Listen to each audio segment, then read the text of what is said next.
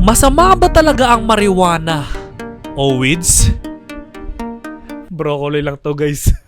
I know that this topic is really controversial. Pero ang pinagtataka ko talaga is bakit sa Pilipinas ay hindi siya legal? And sa Senado ay pinag-uusapan na rin pala to. Malaki po ang maiaambag ng industriya ng medical cannabis na tuloy-tuloy po ang pag-usbong sa iba't ibang dako ng mundo.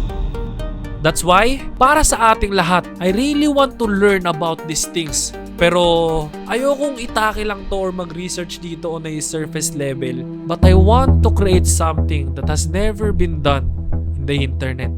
Because to really answer kung masama ba talaga siya, I want to dig deeper on not just on one perspective of this topic, pero I want to dig deeper sa ating katawan, physical, sa ating utak, mental, at pati na rin ang pinaka-importante, ang spiritual. Dahil ang common sense ko is nagtatanong talaga na kung masama siya, bakit siya create ni Lord? Kaya tara, samahan niyo ako sa journey na to na hanapin ang mga sagot sa ating mga isipan kung masama ba talaga ang marijuana.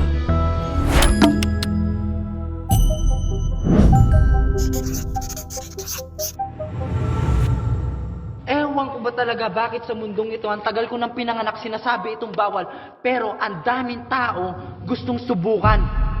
Disclaimer lang po, hindi po ako professional researcher. Ako lamang po ay isang isang Pilipino lang po na talagang na-curious sa bagay na to. So kung meron po akong maling masasabi, comment down below in the comment section at itama natin to. And now to really answer kung masama ba talaga siya, huwag na natin patagalin. And let's jump to the mental effects.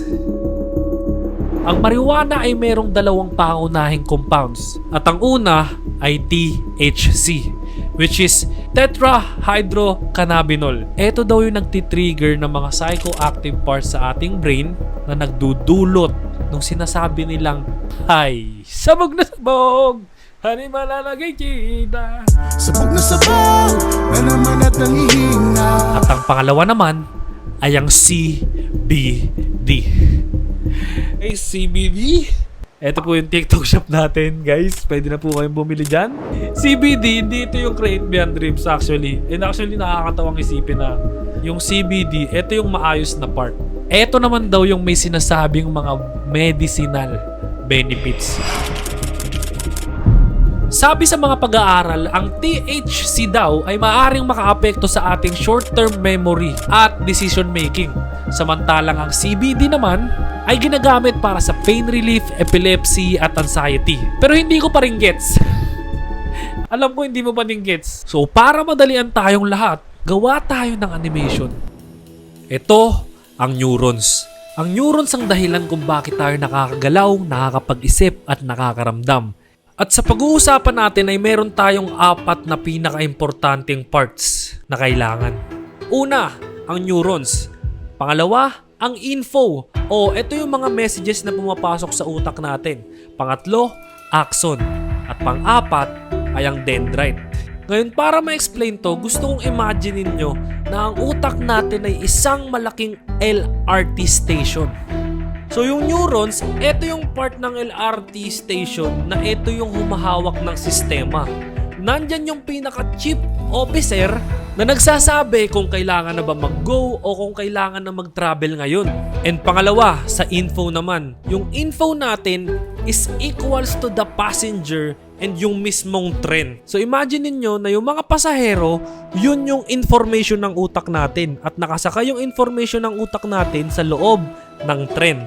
Pero syempre kung may train, dapat merong riles. Ito naman yung dadaanan niya. So kung yung train ay information, dadaan naman siya sa riles na tatawagin nating axon. And pag yung train bilang ating info ay dumaan na siya sa axon bilang ating riles, diyan naman na mapupunta sa dendrite. At ang dendrite ay ang magsisilbing train stations. So sa mga istasyon, syempre, diyan nagbababa at nagsasakay yung tren. So basically, pag normal lang yung pag-andar ng sistema ng utak natin, doon sa train analysis natin, parang normal lang din yung operations hanggang sa magpapahinga na. But then, Ito yung ginagawa ng marijuana pag in-enter na yung utak natin. Magsisilbi siyang parang new officer. Natatanggalin niya sa pwesto yung nakaupong officer na nagli-lead dun sa operations ng train. And imbis na regular commands yung sasabihin niya, iba-iba yung sasabihin niya na imbis na pumunta kang monumento, ang sasabihin niya pumunta kang Carriedo, stop or use another lane. So ibig sabihin, mayroong papalit dun sa talagang nagmamanage ng utak mo. Kaya pag gumamit ka nito, kadalasan bumabagal yung mga nasa isip mo. At kadalasan naman, nadodoble yung imaginations mo. Kasi hindi na normal yung nagpapatakbo ng utak mo. And pag nangyari yun, dito na pumapasok yung thoughts, imaginations, at yung perception natin is dun na siya mamamagnified. Kaya, masasabi mo na ikaw ay high. High ka?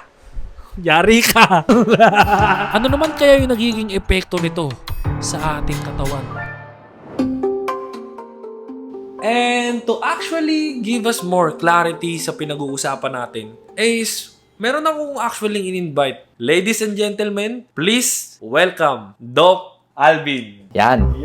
Gulat kayo, no? Masama mo ba talaga ang marijuana? Yan.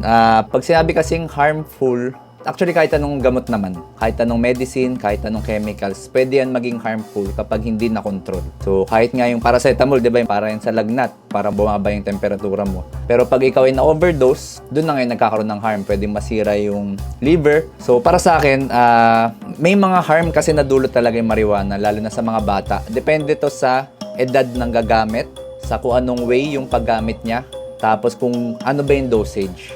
Sa totoo lang, sa ibang bansa, merong FDA-approved na uri ng marijuana or ka-family ng marijuana.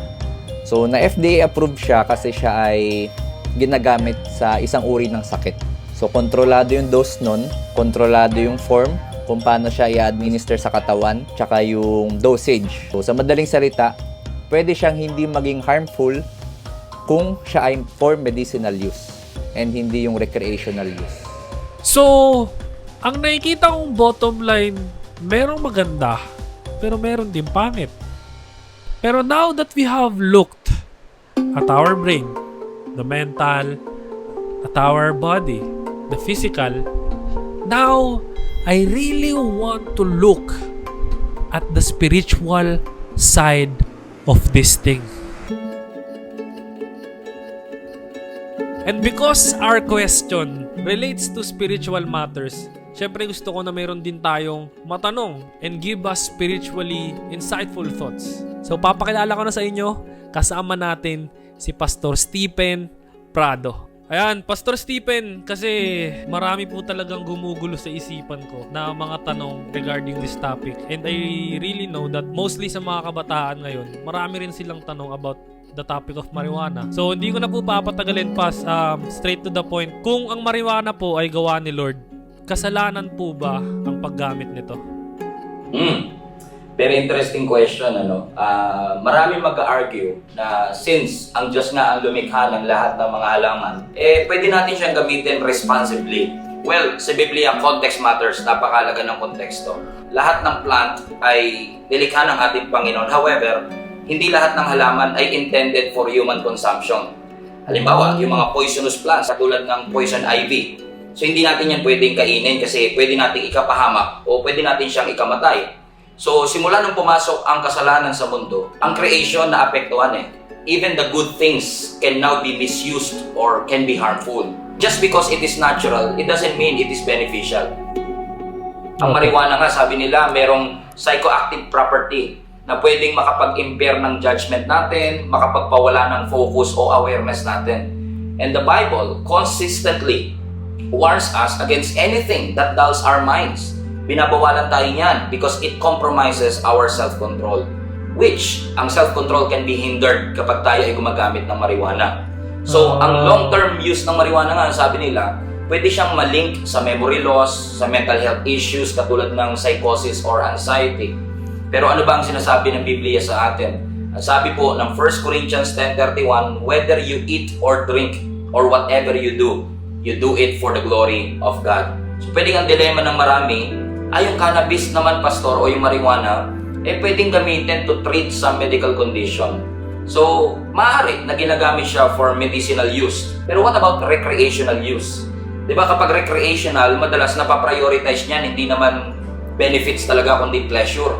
Siguro, mahalaga rin i-consider lalo kung ikaw ay Christian na kahit pa i-allow yan ng ating bansa, yung paggamit ng marijuana ay pwede makahadlang sa iyong witness at testimony and it may cause others to stumble.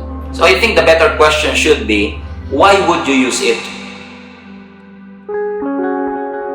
Researching about this, talking to Doc Alvin, talking to Pastor Stephen, made me learn that there's two sides of using marijuana.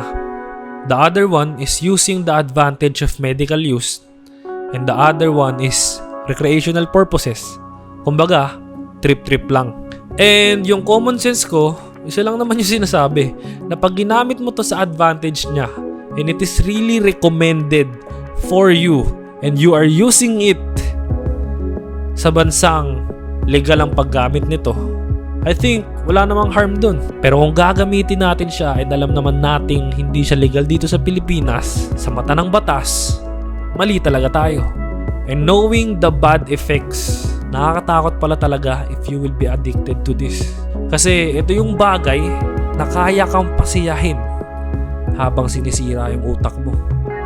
But just to be fair, hindi lang naman marijuana ang magagamit natin to cause our body to be affected badly. Kasi nandyan ang yosi pero legal. Nandyan ang alak pero legal. At marami pang mga ibang substances na kahit hindi legal ay nagagamit pa din ng ibang tao.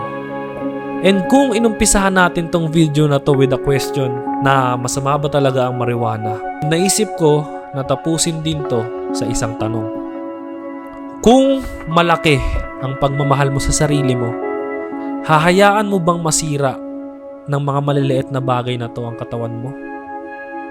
At kung hinahayaan mo,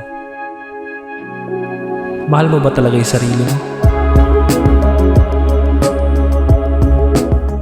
So, sa madaling salita, pwede siyang hindi maging harmful kung siya ay for medicinal use. Just because it is natural, it doesn't mean it is beneficial. Isa pang pinaka-brighter side nito, ang Pilipinas, uunlad, kaya maging 1:1. Tayo guys, paparada tayo ngayon. Nabotas day kasi ngayon, and paparada tayo.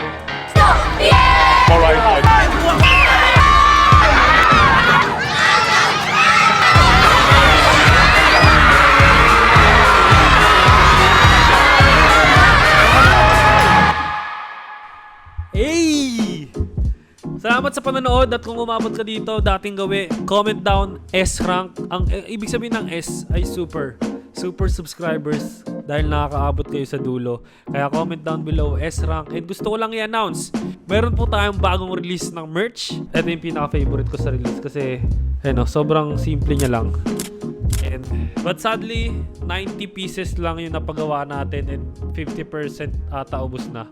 So kung makikita mo to, umorder ka na agad, nandito yan sa TikTok shop.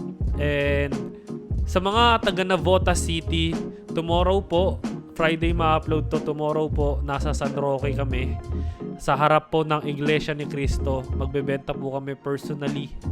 Nandun po yung store ng Create Beyond Dreams, kaya pumunta po kayo doon.